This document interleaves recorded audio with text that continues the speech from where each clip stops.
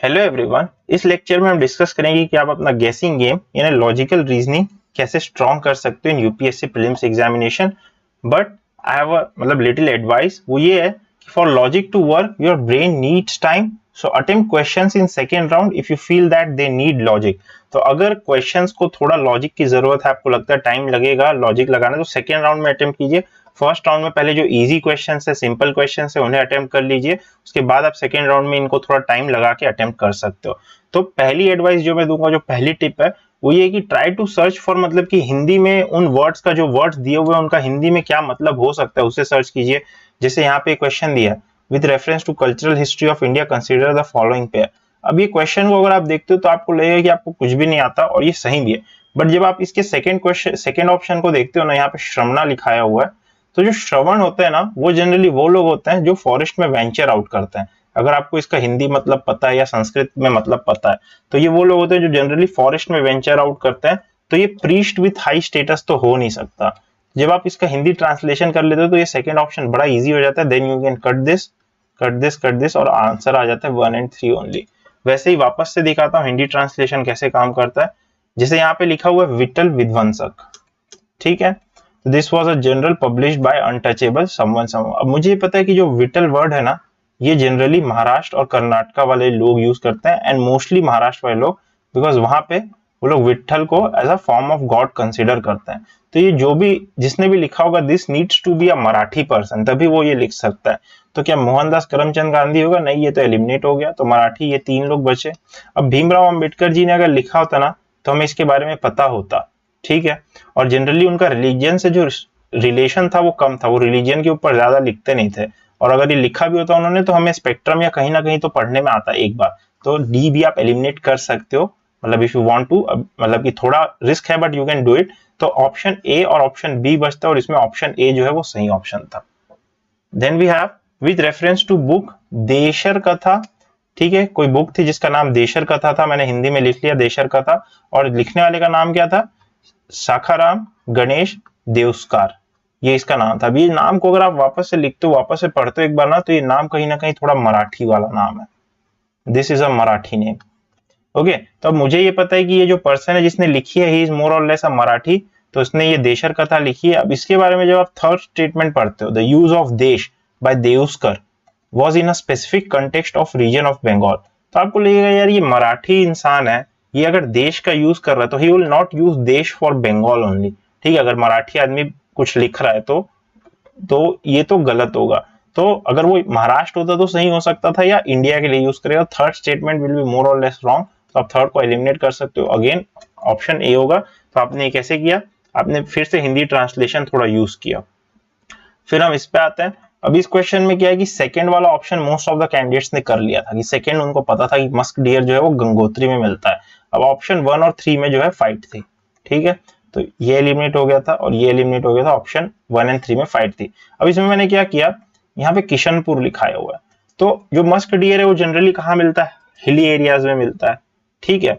मतलब कि प्लेन्स में नहीं मिलता है। और जो किशनपुर नाम है वो जनरली ऐसी जगहों का नाम होता है जो कि प्लेन एरियाज में एग्जिस्ट करते हैं। हिल एरियाज में जनरली ऐसे नाम कम होते हैं। So this was the logic which was used by me, और मैंने ऑप्शन जो है 3 एलिमिनेट किया और ऑप्शन 1 पे आया।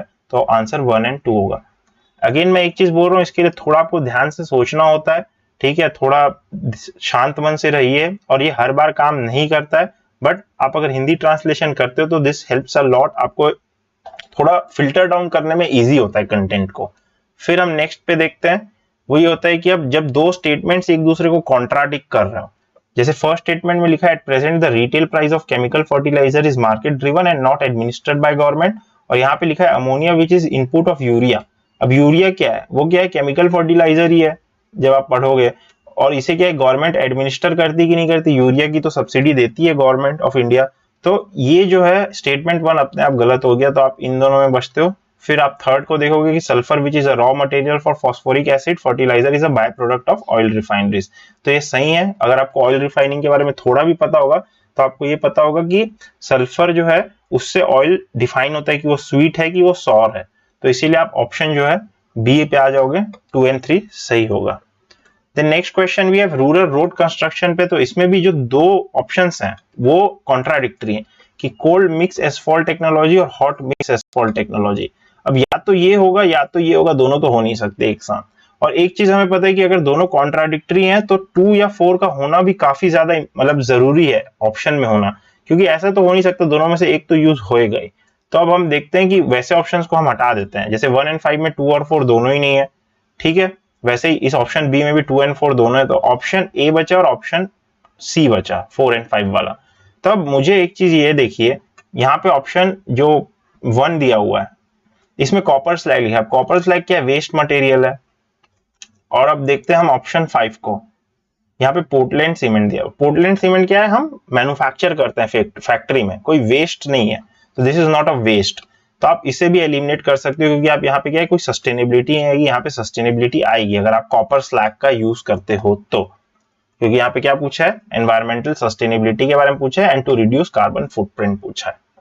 नेक्स्ट में अब यहाँ पे भी जो है थोड़ा सा लॉजिक लगा सकते हो, बट अगेन थोड़ा पढ़ा होना चाहिए। इसमें पूछा है कि in India why are some nuclear reactors kept under IAEA safeguard. अब आईएईए क्या करता है? International Atomic Energy Association. ये क्या करता है? मतलब जो भी न्यूक्लियर डीलिंग्स होती है उनके ऊपर एक वॉच थ्रू करता है ताकि वो सही तरीके से हो। तो डीलिंग्स में क्या होगा कि some use imported uranium and others use domestic supply. तो ये सही होने के चांसेस ज्यादा है, क्योंकि इंपोर्टेड यूरेनियम जब आप कर रहे हो, इंपोर्ट कर रहे हो, तो आईएईए सेफगार्ड होना चाहिए उसमें, जनरली ये लॉजिक बोलता है। अगर मान लीजिए वो भी नहीं आता है तो कैसे कर सकते हो आप? फर्स्ट ऑप्शन एलिमिनेट कर सकते हो, some use uranium and other use thorium, because India में कोई भी न्यूक्लियर रिएक्टर या वर्ल्ड में कोई भी न्यूक्लियर रिएक्टर अभी तक थोरियम को यूज नहीं करता है on a large scale. Scientific scale में भी थोड़ा बहुत ही करते हैं, ऐसे नहीं करते हैं बिजनेस मॉडल के लिए। Then we have some are state owned and others are privately owned. ये भी गलत है, क्योंकि जब आपने इकोनॉमिक लिबरलाइजेशन पढ़ा होगा तब आपने ये चीज पढ़ा होगा कि गवर्नमेंट ने एटॉमिक एनर्जी को अभी तक प्राइवेट सेक्टर के लिए पूरा ओपन नहीं किया है, और ओनिंग के लिए तो बिल्कुल नहीं है। तो स्टेट ओन्ड ही है, जितने भी इंडिया में न्यूक्लियर कॉर्पोरेशन है वो स्टेट ओन्ड है, तो डी गलत हो गया। सी पे आते हैं, some are operated by foreign enterprises and other are operated by domestic enterprises. ये भी गलत हो जाएगा, क्यों? क्योंकि दो दे में भी बिल्ड बाय फॉरेन एंटरप्राइजेस, बस उनका जो पूरा ऑपरेशन है that is being done by domestic enterprises only, और वो भी गवर्नमेंट पीएसयूज ही करते हैं। तो सी भी गलत हो गया, तो ऐसे भी बी ही बचता है। आप इस तरीके से भी कर सकते हो। नेक्स्ट इस पे आते हैं, इसमें एक्सट्रीम स्टेटमेंट्स काफी ज्यादा लिखे हुए हैं। यहाँ पे लिखा हुआ है in case of all cereal pulses and oilseeds the procurement at MSP is unlimited. अब अगर अनलिमिटेड होगा इन एनी स्टेट और यूटी, तो गवर्नमेंट ऑफ दैट स्टेट और यूटी विल गो बैंकरप्ट, इतना ज्यादा खरीद नहीं पाएगी वो, पहली बात तो ये है। उसके बाद तो फर्स्ट तो गलत हो गया। उसके बाद हम आते हैं, in case of cereals and pulses the MSP is fixed by state UT at a level to which market price will never rise. तो क्या ये सही है कि क्या मार्केट प्राइस कभी एमएसपी के ऊपर नहीं जाएगा? ये फिर से एक्सट्रीम स्टेटमेंट है, तो ये भी गलत हो गया। तो नाइदर 1 और 2।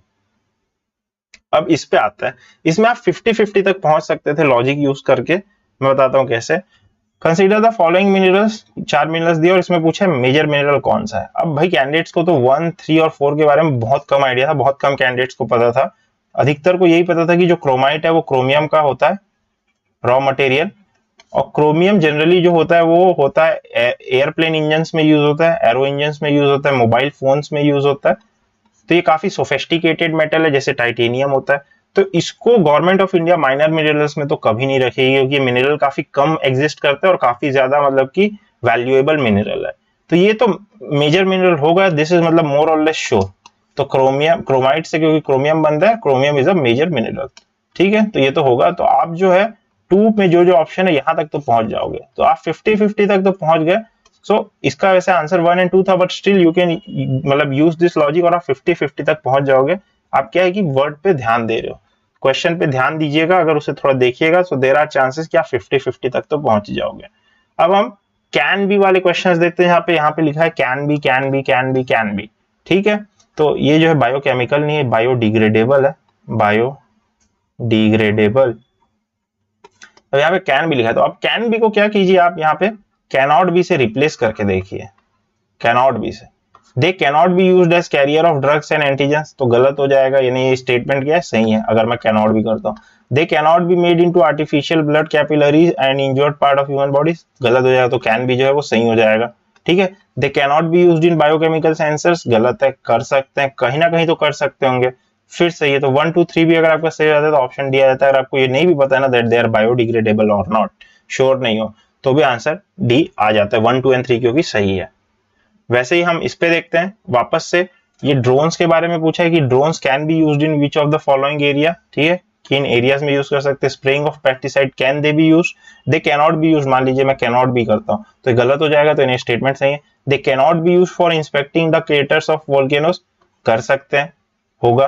Collecting breath sample from spouting wells for DNA analysis, cannot भी, दे कैनॉट बी यूज, तो एक्सट्रीम हो जाएगा, वापस से कर सकते हैं, क्योंकि कैन भी जनरली सही होता है, क्योंकि कैन लिखा है तो कैन यानी कि हो भी सकता है, नहीं भी हो सकता है, तो इसमें भी जो आंसर है वो 1, 2 एंड 3 हो जाएगा। And so I thank you for this lecture. तो बस मैं एक ही चीज कहूंगा कि गैसिंग आप कीजिए बट थोड़े ठंडे दिमाग से कीजिए, और गैसिंग तब आप कर सकते हो जब आपने एक लेवल क्रॉस कर दिया है पढ़ाई का, and it varies to a person to person. So I wish you a very best for your exam and all the best for your examinations.